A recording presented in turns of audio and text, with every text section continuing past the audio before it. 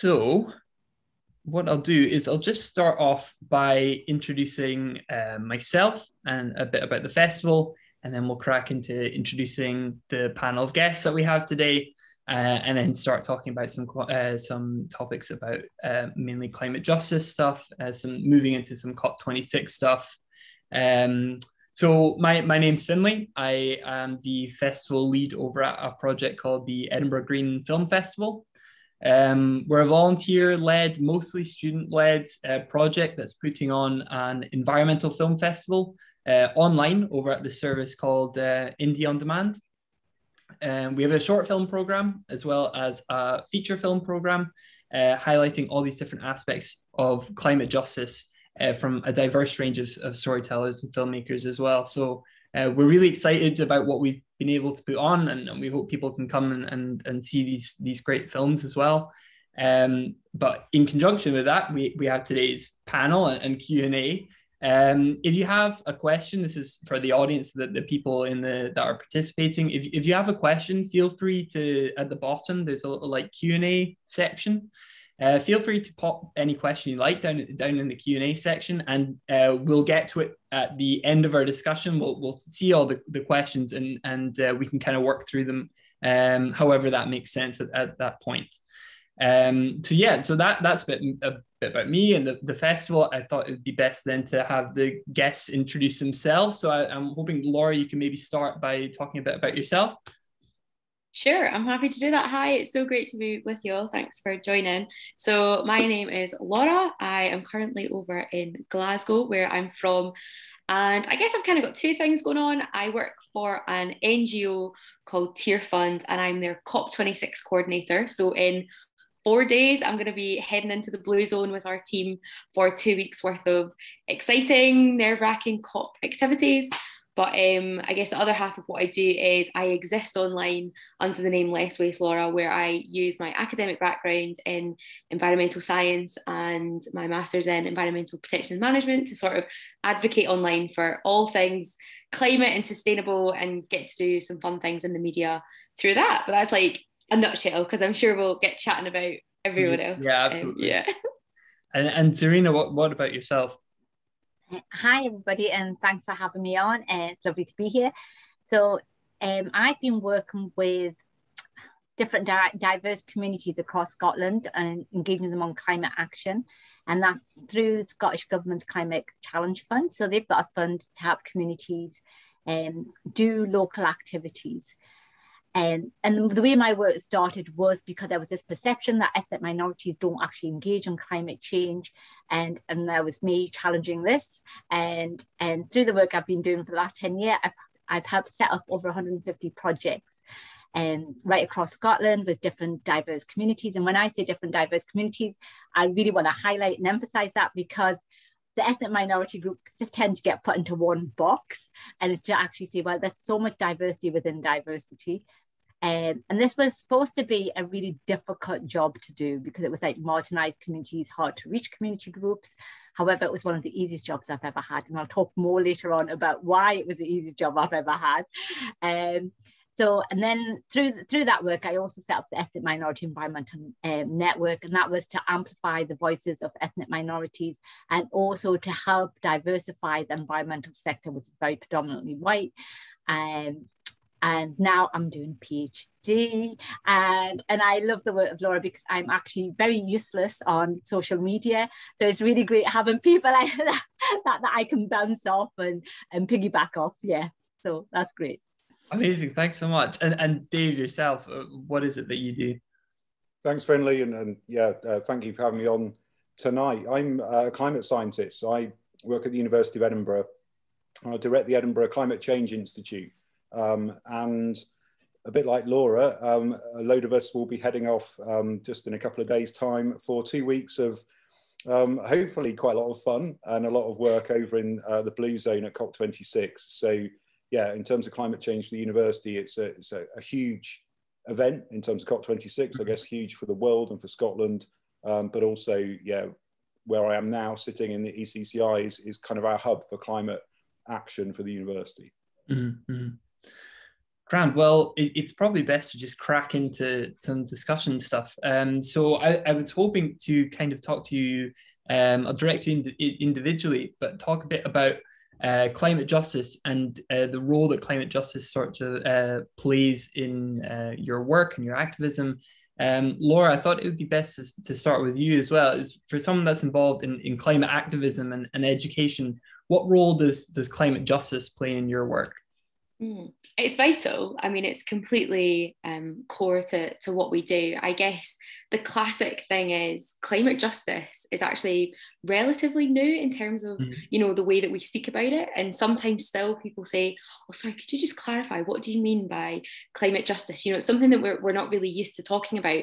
When we think about climate change, we often, like my brain, even still now, goes to a polar bear on an Arctic ice sheet.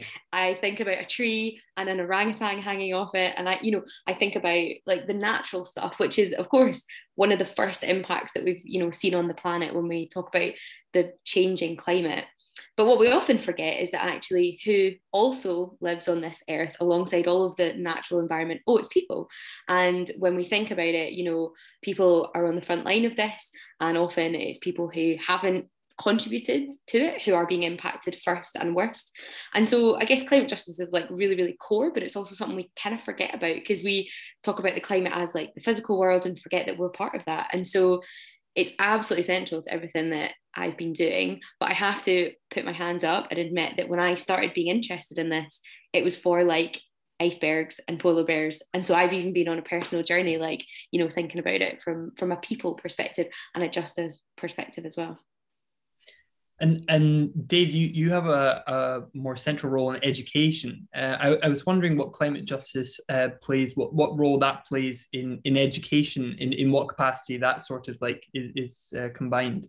Yeah, it's fundamental. I would say education is fundamental to climate justice and actually delivering on it. So if we think about the kind of the inequalities that are in society, not just globally between countries, but within countries as well. And it's true in Scotland, in terms of access to opportunity, access to, I guess, the career pathways, actually. If we think about this green revolution that the UK Prime Minister calls it, or our net zero transition that we're having in Scotland, that's only ever going to be one which actually works and brings people opportunity to be part of it if actually education is provided, everyone is given the skills that they need and given access to those. So you can't have a just transition, you can't deliver climate justice without education. It's kind of fundamental to sustainable development. And it's one of those things which I guess it's become so apparent with all this talk about recovering from COVID, tackling climate change, the kind of all the jobs and the new sectors which are, like renewable energy here in Scotland, which is going to demand loads of people. But they, like Laura was saying, it doesn't just come out of the air. It is about people. And we sometimes forget it's not about the machines and the new tech. It's about people having the capacity to use them and being supported to have, for their well-being and for their careers and their security, to be part of the communities across Scotland and the world in a sustainable way. And education, for me, I am biased because I just love teaching. I think education is the source of essentially the way to address all the global challenges we face. But yeah, we've got to get that right. And that's something which, is going to be discussed a lot at COP26. But for climate justice, it gets to the heart of the problem in terms of some of the biggest injustices are about lack of access to education, lack of access to opportunity. And Zarina, you work explicitly with training environmental groups about climate justice and work closely with ethnic minority groups. What do you think are the biggest barriers and challenges facing these groups directly in regards to climate change? Yeah, so God, I've probably dedicated my last 12 years of my life to climate justice. And I was talking about climate justice before most people. And as I said, the reason why my job was easy was because of climate justice, right? It was because the groups that I worked with, all the different community groups that I worked with, had those connections, those global connections to other parts of the world where climate change was real. It wasn't an abstract subject. It wasn't, people weren't talking about carbon emissions. You know, it was the impacts of climate change were visible. They were happening now to them, to their families, their home countries. It was causing devastation. So it was an easy inroad to these communities that were actually marginalized when it came to think tanks and governments talking about climate change. They weren't being included in the conversation, and they still aren't included in the conversation. So it's going back to what David was saying about even within the UK, these are the communities that are the ones at the front line and will bear the brunt of climate crisis. Yes, in the global south, we hear about it, we know more about it, but within the UK, we still have inequalities, and the pandemic has shown us these inequalities. So for me, the biggest barrier is how we communicate with different communities, how we engage with them, how we bring them around to the table, how we value them as well is another thing. I think valuing, acknowledging different communities and the knowledge and the experiences that they hold, the lived experiences that they hold, is really important. And I have to say that the University of Edinburgh did some actually brilliant work at the beginning of this year around education and climate justice. And it was very much, they flipped everything around. So rather being the educators, they actually brought in different communities and different voices and young people's voices into those discussions with educators and said, hold it, let's listen from the people that are actually being impacted. So yeah, so that's what I think we need to do more of, that is actually start flipping things around. Well, that leads quite nicely, that anecdote about the University of Edinburgh, into thinking a bit positively about progress being made towards the goal of climate justice. I'm wondering, Laura and Zarina specifically for now, what policies and changes do you see now that you think are making good progress towards climate justice? Well, I can start on one of the policies. So I think like gender equality. So I think gender equality and the work that the First Minister has done really around bringing in gender equality is a great start to start talking about like climate justice, because women, again, and obviously if you're a woman of color or a person from an ethnic background, you are going to be further impacted as well. But women are the ones that, again, are on the front line, will be impacted the most, will have to bear the emotional labor of the climate crisis. There are so many reasons that women will, are the ones that get impacted. And again, they show the resilience, they come up with solutions, especially at grassroots levels. But yet, when it comes to decision making, it's, you find that the proportion of women, the representation of women is less. And then BME women is even further.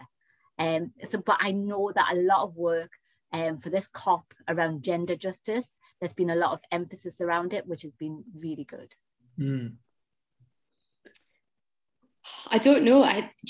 I'm glad you went first, Zarina, because that is probably the only positive I can think of. I think I don't know, this question comes in even a day, but the last few days we've just had some horrendous policies kind of been put out by the UK government. And, even thinking about this COP, like COP26 in Glasgow, it's probably going to be one of the most unjust in history.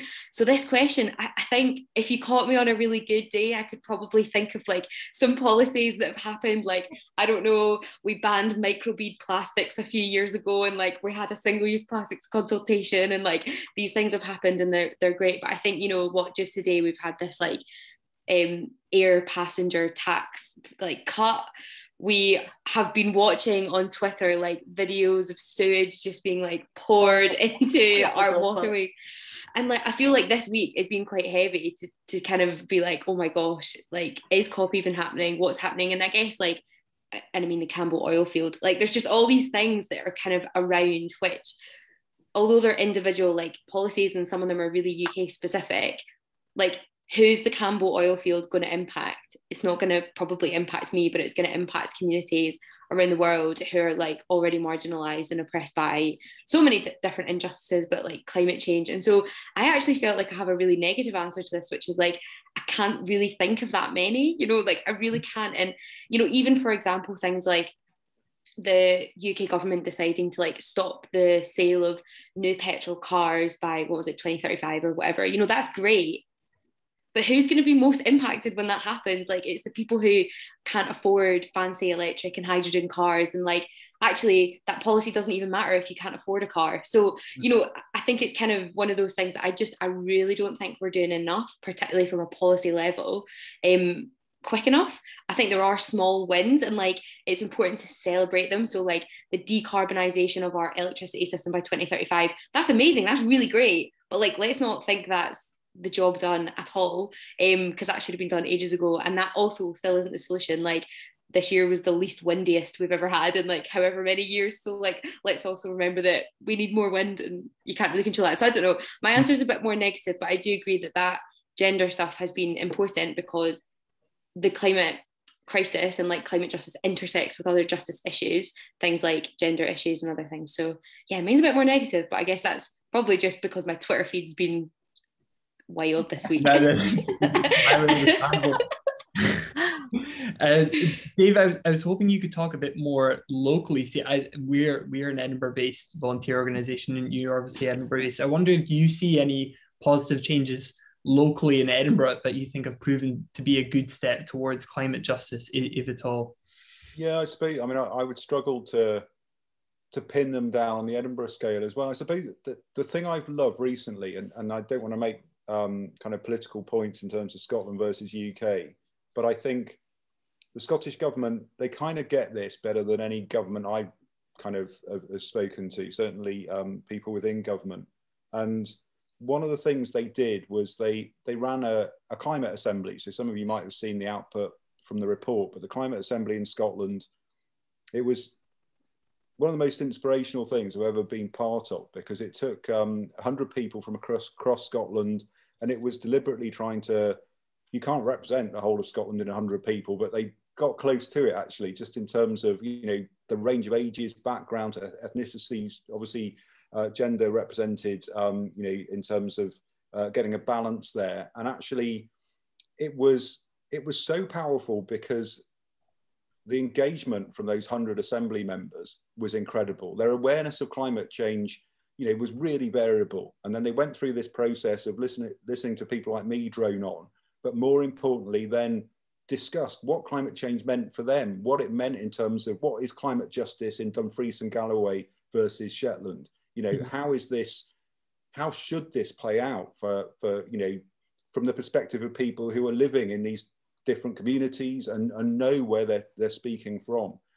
And what they came up with were really ambitious and kind of forward-thinking recommendations for government. So that was amazing. The more amazing thing for me was how government responded. So they had a series, obviously because of COVID, online meetings. And I thought, okay, they'll have a meeting with one minister who'll go, okay, we saw your report and we'll get back to you in 10 years. They met 16 of the kind of the senior government, so the ministers in the Scottish government. And I was on one of the calls with them, and they really did pay attention. They see this as, I guess, if you're in government and you're serious about tackling climate change, and I think our government is, they get it that you cannot do this without addressing inequality. You can't do it without actually engaging with everyone, all of us, in terms of on the ground, our communities, whether it's Edinburgh, whether it's, you know, Campbelltown and Kintyre, everything in between. Actually, we are Scotland. It's not, the government isn't Scotland, big business isn't Scotland, it is the people. And I think they get that. And so that was an inspiring thing for me, even though it's not, I can't then say, oh, and it's led to this policy or that policy, but I think it will inform some really positive policy. And that's great to see. It's good. Go ahead, sorry. It just made me think of something as well, maybe to like throw into the mix here, because obviously I'm over in Glasgow, and I guess two of the big things that we are talking about right now is the ScotRail and the kind of like sanitation worker strikes. And I think it is important kind of to include in this bit, because it's not really to policy, but it kind of is like, there's no climate justice without social justice, particularly for the workers who are going to work in the industries that are key to a green, sustainable future. And I think particularly as we just like hold these people and like know that this is going on, that we actually support all of the people who are currently striking. I can't wait for Chris Mitchell to meet Greta Thunberg. If I'm honest, that's just going to be phenomenal at the strike. But, you know, I think there is also something in that, which is like, you know, a lot of the time when we talk about climate justice, rightly so, we talk about communities who are being impacted like by climate change, but we also need to remember that there's people working in really key industries like green transport, waste, recycling, like all of this kind of stuff, and we always need to like keep them in mind. And I think I just know that that's like such a contentious thing at the moment, but actually we need to like remember that like these people deserve climate justice in the way that that looks for them as well. And I don't know, that just felt like that kind of popped into my head in this kind of question to and I suppose the pandemic actually highlighted this as well, the inequalities in our society, because the pandemic was again like the shopkeepers, the retail workers, and the hospital workers, the care workers, you know, they were all on the front line. And how were they rewarded? You know, they were getting abused by the local people, and you know, they were the last people to be provided with any kind of PPE, and again, and a lot of them are from BME backgrounds as well, which is, you know, and it's that you just think some of the policies that we have, I'm just worried that some of the policies that are coming out are going to further divide society and cause further inequalities. And I think a lot of the green policies have this tendency to do that, because exactly the example that you used, Laura, about like electrifying transport, you know, it's like, well, who can afford to have a car, you know, electric vehicle, you know, and it's like, who's getting penalized? What about like having like free public transport for more people, more connected transport, you know, making things much more accessible? And I remember I was on one call where somebody said about, you know, the focus is always around individuals and around behavior change, right? And it was like, well, you know, shouldn't we get more people to be looking at getting green energy, getting green electricity? And it goes, but when we had fossil fuel, like, you know, from coal-fired electricity, did we have a choice? I mean, were we going around saying to people, can you choose to get coal-fired, you know? So it's like, you know, sometimes I just think it's like, you know, the expectations for individual choices is just too much. That actually leads very well into my next question about individual choice. We've been chatting quite a bit about climate justice, recognizing that the people who are contributing the least to climate change are going to be facing the worst effects of it. How do you convince somebody that individual action is still worth taking when massive polluters and companies are contributing the most to climate change? And that's just directed out there for anyone to kind of tackle. Well, I'm probably the one who talks about like individual changes the most. I guess one part of me knows that somebody switching a disposable coffee cup for a reusable one, right? That's not going to save the planet. I don't think it will, and no one's trying to kid you on that it will. But I guess what I believe in is it's just about playing your part. So for me, like my part, I'll play it. I'll do my best. I'll try my best. And within the constraints of my life, I'll just try. If Boris Johnson could also do that, that would be great. And he can make a much bigger change than I can. If the CEO of Shell can do that, that would also be great. Like, if we all play our part, it's about what we can do. And like, we all sit in different organizations, we can have different conversations within there. And I guess part of it is about creating that culture change. There's also something, I'm pretty sure it's Christiana Figueres in her book talks about, if you have like 3.5% of the population, don't quote me on that, but it's something like that, of the population decide to like move in a certain direction, be interested in a certain topic, be concerned about a thing, that's when you start to see everyone going, whoa, whoa, whoa, the ship's turning, hold on a minute, what's happening? And you'll see business like running to get our money, or you'll see government running to get our votes. But actually, you just need this chunk of people doing it. And, you know, the small examples are like, you have enough people not wanting disposable coffee cups, so places start taking your own, or, you know, you have enough people complaining to a supermarket about plastic, and that kind of happens. So I think it's more about creating like a culture change.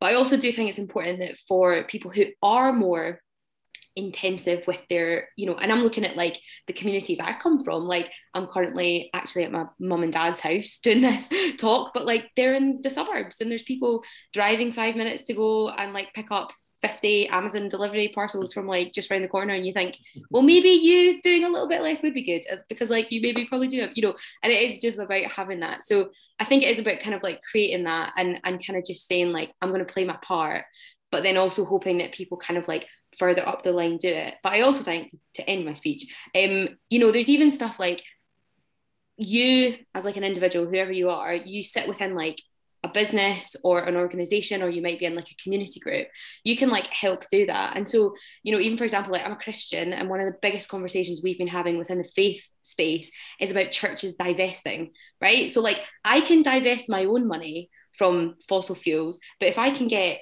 the Church of Scotland or the Church of England or whoever to divest their £70 million, that would be great. But it takes individuals to like have that conversation. It's the same with universities. Like while you're in a uni, you can have that influence, you can like do that. I know that within our organization, like Tier Fund, we decided to ban internal UK flights. And that was because a few people said like, we need to walk the talk. Like we cannot be a climate justice, like that can't be part of our organization when people are flying from Glasgow to London. Like that just can't happen. But then it kind of has this conversation, and we've also like put our pension out to tender because enough individuals went, I'm going to kick up a fuss about this. And so I think individual actions can lead to that bigger change, but it takes a few people to like speak up and kind of find them. So yeah. So can I jump in at this point? Yes, I probably so I probably do both. So I do work with individuals, and then the collective action which communities can to do together, and then putting the pressure on like policymakers and also industry. But it's really interesting, Laura, how you said like working, like doing that individual pressure with that collectiveness, and that collective pressure is actually where I think can make a big difference. Like I also work with a lot of faith groups. So part of like the other thing that made my work really easy was like the communities I worked with were communities of interest, and a lot of them were faith groups. So then I was able to use faith and what faith says around looking after the environment, looking not exploiting resources, being stewardships of the land, you know, all of these like terminologies and examples in faith that were used. But what it meant was like individuals could then come together collectively and then put pressure on an institute like a church group, and start asking for those changes. And I think that's really important that we can do that. And I think the more we have conversations as individuals, or create spaces to have those conversations as individuals, the more we can normalize and actually start supporting each other to say, look, this isn't right. Rather than, I remember when I was a child, I've always been an environmentalist. I was the black sheep. I was the odd one out. I was the tree hugger, you know. So I was always like this. But the more now that I've spoken to people, the more people that are converting, I always say this term, like they're all converting. But then it has this ripple effect. And it's like when you sit back and you think, right, okay, who am I? I'm just one little person. Nobody's going to listen to me. But even if one other person listens to you and makes a change in their life, it can have this ripple effect. And then you don't know who you're going to have an impact on. Just as Laura was saying, it might be the CEO of Shell. You know, it might be the First Minister. You don't know who is going to have that ripple effect, who can actually be in a position where those big policy changes can happen, as well as those individual changes. And Dave, do you have anything to add to that as well? I mean, Laura and Zarina have comprehensively answered it. I mean, it is a false dichotomy for me that it's like it's about individuals tackling climate change, or it's about the big corporations. Actually, those corporations are made up of people. It comes back to people and using our voice. And I guess the other thing, just from a climate science perspective, and this was in the latest IPCC, so the Intergovernmental Panel on Climate Change report, is every ton matters. So actually, when you think, you know, oh, I can't do anything because actually I can't affect, and we can all affect, you know, our employers, our schools, our shops. But even if we take all that away and say, I can only do my own carbon footprint, I can affect that. So it's only a couple of tons a year I can affect. that matters in terms of climate change, the impacts we will see during this century and beyond. Every ton makes a difference. And so it's not all about individual action. It's not all about corporates and big business and government. It's about all people being supported to take action. Amazing. I'm hoping to quickly move into COP26 stuff because that is just around the corner. I thought it best to look back first and have a look at, obviously, the COVID-19 pandemic has created this idea of sort of building back better, more green, more fair society. I'm wondering from your each different perspectives, how you feel that the pandemic has changed the conversation about climate change. I know, Zarina, you talked about it briefly already, but I'm just wondering, how you think that the main difference that we now address climate change has changed because of the pandemic or not. Can I start then? Of course, yeah, no, as well, of course, because there was something else that happened in parallel to the pandemic, and for the spaces that I've been in, there was another thing that happened, which was the Black Lives Movement. And I think the Black Lives Movement was also a very important point in our history, where climate justice then became to the forefront, because it was about injustices. It was about social justices, that connection to the inequalities that were happening in society, global. It was like a global movement. And again, the pandemic was a global movement.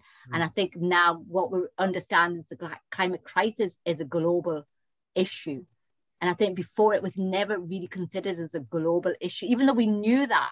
I think there's perception that it was was happening somewhere else. It was like Laura said, it was happening to the polar bears, or it was happening to Bangladesh, it was happening to the Pacific Islands. It was and I think the two, the pandemic and the Black Lives movement actually kind of put the climate crisis onto that same kind of map, in terms of what the media are talking, what the politicians are talking, and what every individual person is now talking about. I do feel as if it's just become much more, I don't want to say normalized, but much more acceptable in everyday conversation. Yeah, I mean, I think people now know what the world will be like if we grind to a halt because of climate change, because that's what happened with COVID. And I don't think the vaccine rollout worldwide has been just, but that side note, I do think we now know what it looks like for the world to have to deal with the same problem at the same time. And what we're seeing with climate change is it's now everywhere. We're seeing the impacts of climate change everywhere. Every country is having to think about it. Even countries that haven't been impacted are now having to think about, well, we might be, so what are we doing, and what's everyone doing, and how do we solve it? And we can't just solve it on our own. And I think with COVID, we had the whole world experiencing this thing, and we all had to kind of come up with a solution and work together. I don't think we've done that amazingly, in terms of we've still got countries not vaccinated and all the rest of it. But I think at least we now know a bit more about this thinking behind what happens. I also think that we all spent a good chunk of last year inside online learning a lot more about stuff. That is, something that I do believe in, especially with Black Lives Matter. I think the fact that people were at home and being able to educate and read resources and watch things was a really big part of why we all got educated on an issue together collectively and could kind of think about, okay, well, this thing's systemic and it's everywhere. How do we deal with it? I think climate change is a bit of the same. We sort of had more time to think about it and learn about it. And then particularly in the UK, it's coming to COP. You can't turn on anything now without hearing COP26. And so I think we're all kind of faced with it and having to do that. And Dave, I'm wondering if you had any perspectives, maybe from carbon management point of view, in terms of how the pandemic might have changed how we address climate change. Yeah, I mean, I think more generally, I guess it's hopefully taught us a bit more humility as a species, that we aren't just this separate thing that can just carry on and ignore the natural world. And actually, no matter how rich a country you were hammered by the pandemic. And the same is true, like Laura says, about climate change. It doesn't respect borders. So I think that hopefully is a lesson that we're learning. The other thing that certainly we've noticed I guess as a climate science community, is in general science is being listened to more, because if you ignored the evidence and the science, then it went really, really badly for you in terms of the pandemic. And obviously the development of the vaccines has been, has been led by good science and good scientific methods. So I think that's been useful.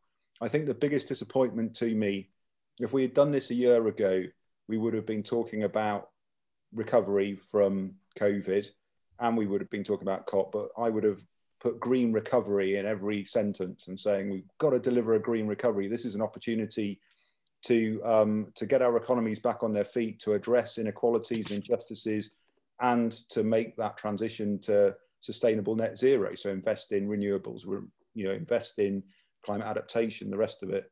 And actually only about 20% of that recovery investment has got into what I would consider as climate action. The rest of it is what we did in 2009 after the financial crisis. It's just going back into high carbon intensity industry.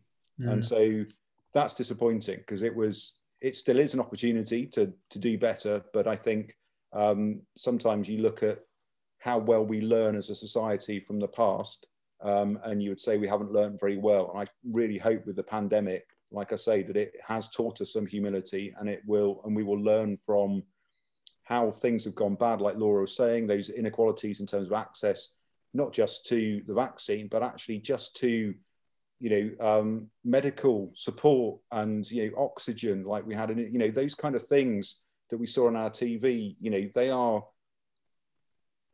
writ large in terms of the injustices which go on every day across our society, and climate change will exacerbate those if we don't address it really rapidly. So hopefully, this has been an awful way to learn these lessons, but if we've learned these lessons from the pandemic as we address the challenge of climate change, then it will stand us in good stead. And on the topic, oh sorry, go ahead. All right, no, it's just something that you were saying about like the scientists. It reminded me of something about an academic article I just read recently, and I was quite taken aback by it, because it was about climate scientists, and they were saying that the climate scientists still don't agree on climate change. Now, I don't know exactly what they mean by that, but I'm still surprised, because I mean, when I talk to communities and like do the work I do, I'm always saying that, well, the climate scientists are in agreement with the science is there. We don't have to worry about the science. The science is proven that, climate change is happening, and we're the ones that are contributing to it as a human race.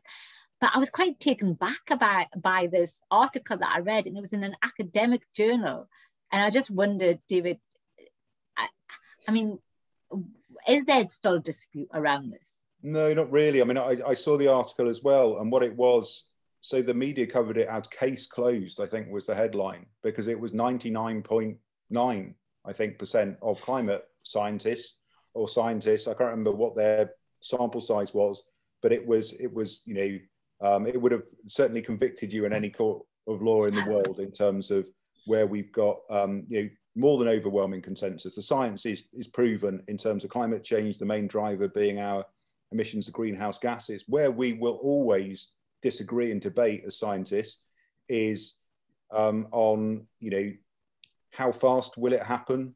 So projecting the modeling, is it going to be 3 degrees this century, or is it going to be 2? A lot of that, which is science, climate science, actually the most important determinant, the thing which will decide it, is actually how we tackle climate change as a society, and through things like COP commitments.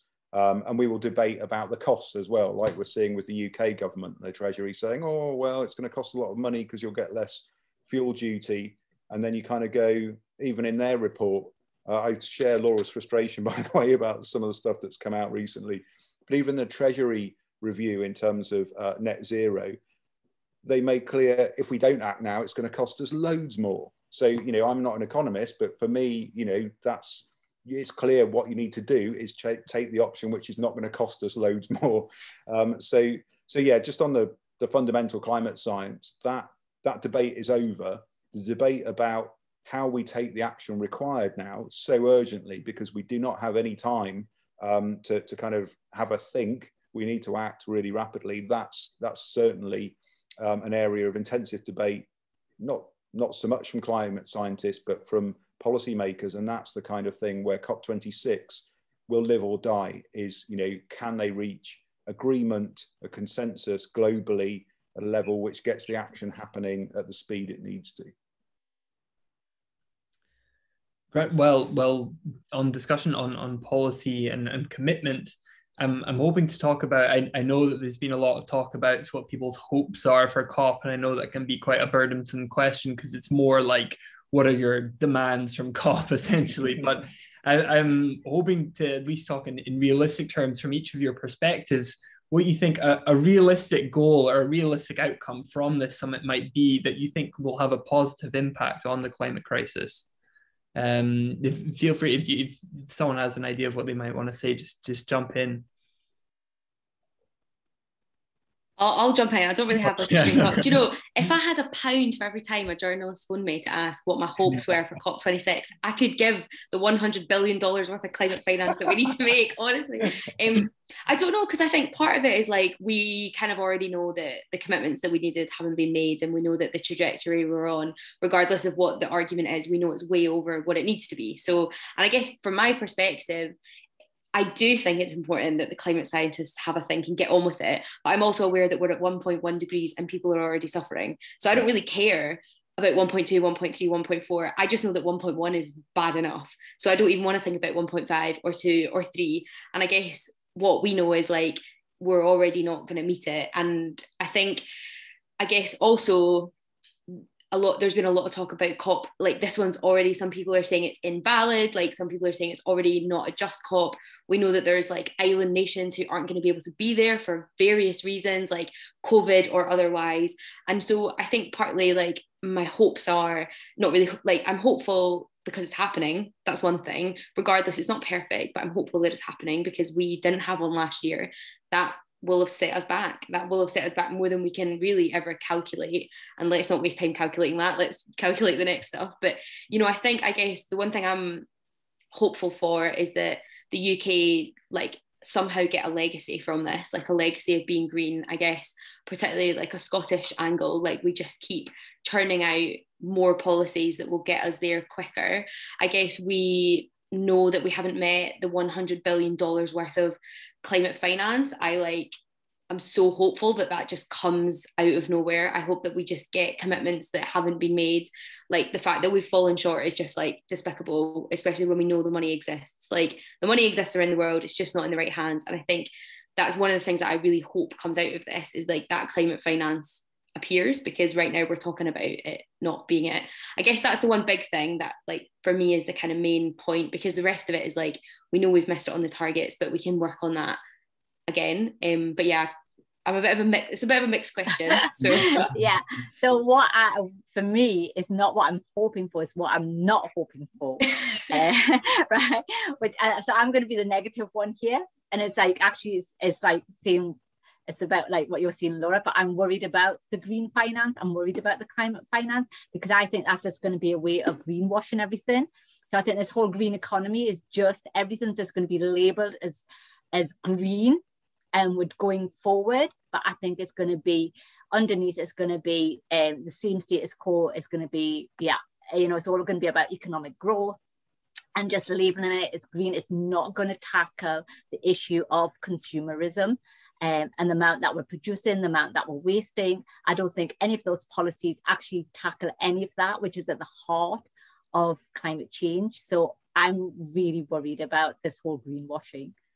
Yeah, I think the fact that waste isn't even like a topic, like that is itself is just such a waste. Like that is awful, but there's also like no time to include it. You know, you're sort of like, how do we get them talking about it? We don't want to talk about consumerism, because that's going to have an economic, especially after the pandemic, because we can't reduce our economic growth, can we now? I mean, God forbid if that ever happens. Sorry, I'm just being cynical now. No, and Dave, just quickly, do you feel like there is any realistic goal or outcome that you would like to see come out of the event? Yeah, I mean, I've got a long list, and Laura mentioned that the $100 billion. I mean, that is, it's ridiculous that wasn't met. last year or even earlier. And so I've got a hope there, but obviously there's this fudge about taking an average between now and 2025, whatever, and saying, oh, well, there you go, we'll get it in back payments, which just isn't good enough because people are being impacted now. It needs to flow. I think we need greater ambition. There is some window for even greater ambition in terms of national commitments, which is what makes up the Paris commitment, from India, for instance, and China, certainly in terms of their long-term goals and announcements on that, which I'm hopeful for. And the other thing that I'm quite geeky about, but is important, is the Paris rule book. So this is how the Paris Agreement actually is implemented. Essentially, it's a rule book which stops the greenwashing at a national level that Zarina was just talking about. So, if you're doing things like carbon trading between nations, that you don't double count it, because the atmosphere will see it twice. It needs to be basically have a strong rule book, and that's something which wasn't agreed at Madrid, which was the last COP. It needs to be agreed at this one, and I think I'm optimistic that there will be the Paris rule book will be agreed, and that will be a good output. But yeah, I suppose my worries about it are around COVID. Obviously, that's having an impact. About the feeling that it isn't really representing any new change, any new direction. It isn't representing the emergency. So loads of nations, loads of businesses, my university has declared a climate emergency. But I imagine when we're at COP next week, Laura, it won't feel like there's an emergency going on. It will feel like a load of people in suits like me, arguing about how expensive the sandwiches are, and they'll, and typing on their phone about where they're going for dinner. That's not emergency thinking, and it kind of needs that. So I'm an eternal optimist, and I think some good stuff will come out. It will be a step forward. It will be incremental. What we need is a leap forward, and my heart wants that to happen. My head's saying that probably won't happen. And well, just as a sort of like summary, last question for all of you. COP26 can feel like a bit of an exclusive event where it's mostly world leaders and delegates and companies coming together. I'm wondering if you have any recommendations for how you think people can, or individuals in the community, can engage with the summit and get the most out of it on an individual level. Again, anyone can feel free to jump in. Well, so there's a big day of global action, which is Saturday, the 6th of November. So it's a big climate march that's happening. It starts off from Kelvin Grove Park and it goes right to Glasgow Green, and then there's a big rally. So that is one way that is easy to get involved, because you don't have to do anything. You just have to turn up and walk. And if you want to, you can put banners up if you want to. If you've got some demands that you want the politicians to hear, that's your chance. And then it's in solidarity, I suppose, as well. So it shows solidarity. And then there's like lots of events that are happening in the green zone. So if you're like me, who don't get invited to the blue zone, don't want to be a part of the blue zone, don't even want to be a part of the blue zone, because it's like, for me, it's like, who am I? I can't make any differences to politicians. So what's the point of me being there? So if there's a green zone, there's lots happening in the green zone. So it's a lot around like raising awareness and finding out what others are doing, how you can get involved even after COP. So it's not just about COP. It's about like, well, what can we do even after COP? Who can we engage with? What can we do individually, collectively, or with like policymakers and decision makers after COP? So that's your chance in the green zone to kind of network, find out what other people are doing. And then there's all the fringe events that are happening. So the fringe events are like, there's kind of like events, festivals type of things that are happening. So there's like spaces where it's fun, interesting, engaging. So that's how it happened in the fringe event. And if people want to know more about that, all they have to do is look on the COP26 Coalition website, and they've got all the events. Or if you've got an event yourself, you can put it up on that website as well. So I just think there's lots of ways to get involved. But I think the biggest takeaway for me is get your voice heard. If you've got something to say it with your friends, say it with your colleagues, say it with your neighbours. Yeah, just start getting your voice heard, because if we don't get our voices heard, then people that do have the power aren't going to do anything about it. Absolutely. So well said. Yeah. I mean, I think that's like all the great recommendations. And like, I think also be like confident, because sometimes some of your friends might be thinking that they might want to go to something like that. And it takes someone to maybe just suggest it to like get a whole group going. So like be that person that says, or like, I remember when the big school strike happened, it must have been 2019. And I just like sort of went to my colleagues, should we? And they were all like, yes, oh my goodness, we're waiting for someone to suggest it. Like, it just takes someone saying, should we do that? But I guess the one thing I wanted to point out is like, the Blue Zone and COP are exclusive because they are excluding, especially this year. So like this year more than ever, there's been people not being able to come. And do you know what? Also, shame on Glasgow. There's been an accommodation crisis at the minute, and people are it's ridiculous. So like, also, I guess the thing is that these fringe events will be great because the Blue Zone will be boring anyway. So like all the fringe stuff will be the most fun. But Zarina, I just wanted to say I disagree with your point. I think you would be amazing in the Blue Zone, and I think people should like. I think if you could grab people and talk to them, that would be great. So like, I just thought, yeah, you'd be amazing if you could be in the Blue Zone and get people listening to you. But and that was another thing that I missed out was social media, because obviously I'm a dinosaur. I'm not from that kind of age, but there's so much activity happening on social media. So you know, there's lots of events on Zoom, there's lots of events online, and then there's a flurry of stuff going on social media.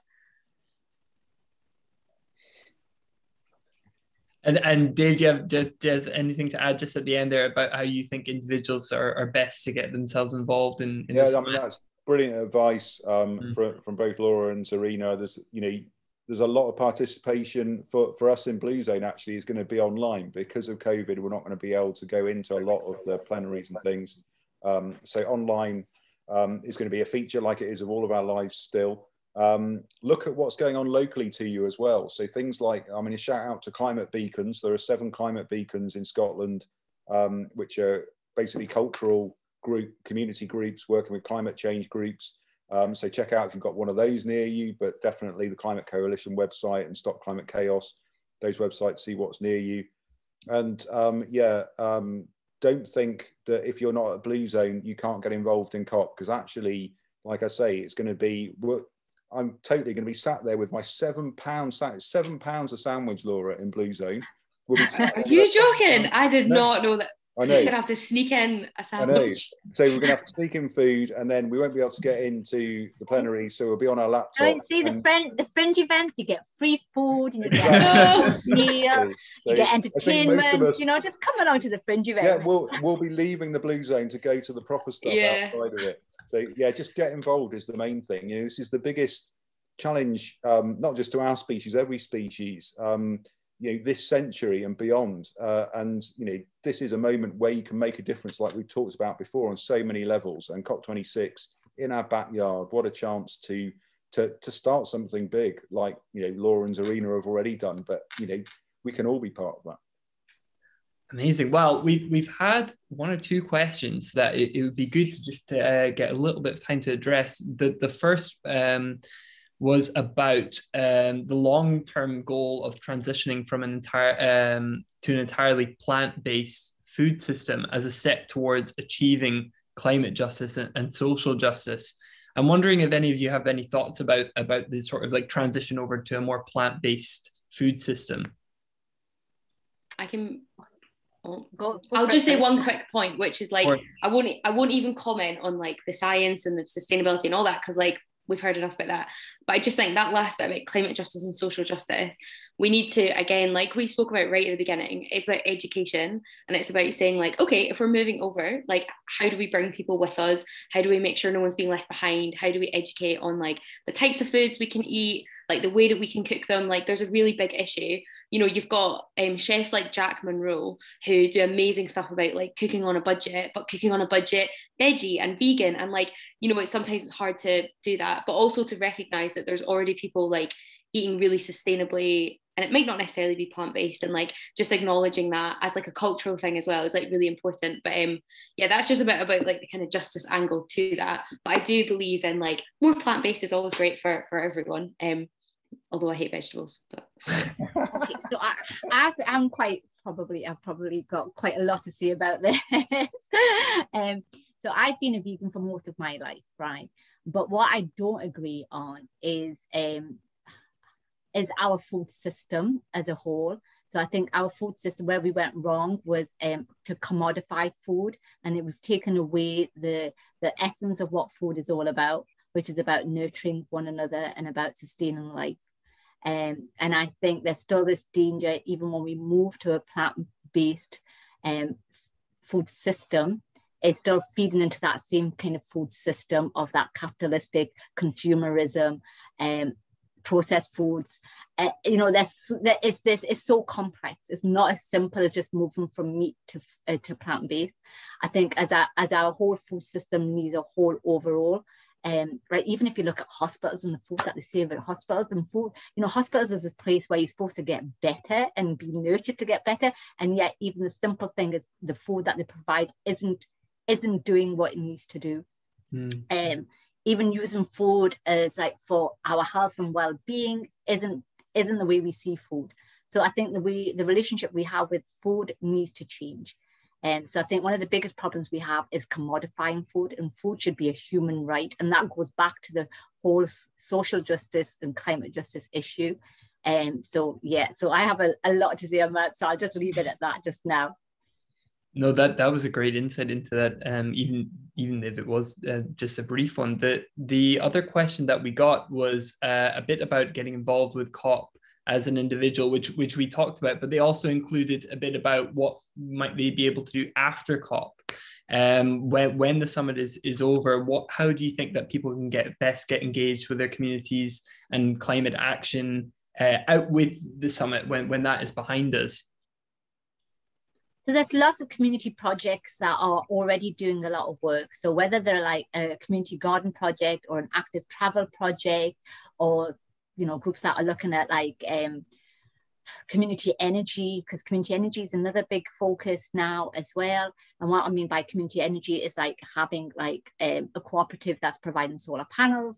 And so there's lots of work that's happening in communities. So it's trying to find out what's happening in the community. The Climate Challenge Fund, which the Scottish Government have had, there's a website with Keep Scotland Beautiful website, but unfortunately that's coming to an end, the Climate Challenge Fund. So there's not a lot of opportunities to get new funding for communities to take action on climate change. But I know that a lot of communities are still doing great work, and they might not label it as climate action, but they might be doing upcycling, they might be doing recycling, they might be doing like a food growing project. So there's lots going on in communities. And if you can't find something, start something yourself. And if anyone is looking for help and support, there is always help and support out there. You can always contact me. I'm quite happy to signpost you to somebody who can help you if I can't. But yeah, and it's just doing little things, even like the work that you're doing, Finley, around like filmmaking, looking at media and looking at arts and bringing the creative sector into climate science is really important. And Laura and Dave, do you have anything to add about after COP and how people can get involved?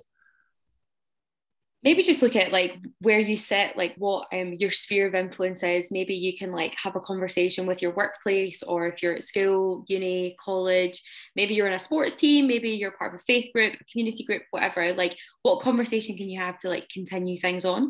I guess like bringing people with you and kind of continuing that work, seeing the kind of changes that you can make and the influence that you can have. And like even just write to your MP or your MSP saying you went to COP, like, like anything that can kind of like start a conversation that might lead to something. Even something that like sprung to mind, I was talking to someone about it earlier. I did, when I was at Edinburgh Uni, I did this course called the Carbon Literacy Programme. And no offence, Dave, to your department, but I learned more than that than my whole degree because it was brilliant. And like that's the kind of course that you could like do at your workplace or like do with a group of whoever. And you could find things like that. You could find different initiatives like a Friends of the Earth group, 2050 climate group, a Greenpeace group, a RSPB group, a anything group, and just like join it and say, hi, I'm totally new, no idea what's going on, but I'd love to learn, and just like join in, and that's always a good start. Well, I'm gonna like plug Edinburgh University here. Everyone's plugging them except Dave. I've got an excellent online course on their MOOC, on the MOOC resources. So it's for sustainability for futures. Whatever, I can't remember the name of the course, but it's a brilliant course there. So go on the MOOC. and have a look at it. Maybe we can share links for it somewhere. I love it. The check's in the post to you both from Edinburgh. Thanks. Amazing. Well, that kind of concludes what we were doing today with the panel. Thank you, everyone, for being here. It's really awesome that you guys were able to make it and have this discussion. I'm really thankful for you guys to come along, and I hope that some people in the audience were able to find this interesting and engaging as well. It's been recorded, so it will go up as well, as much access as possible to this talk to let people see it. And yeah, just want to say thank you again. Thank you so much. Thank you for having us. Thanks. Lovely meeting you all. Yeah. Well, we'll sign off from here, but thank you. Thanks, Take care. everyone. Bye. Bye.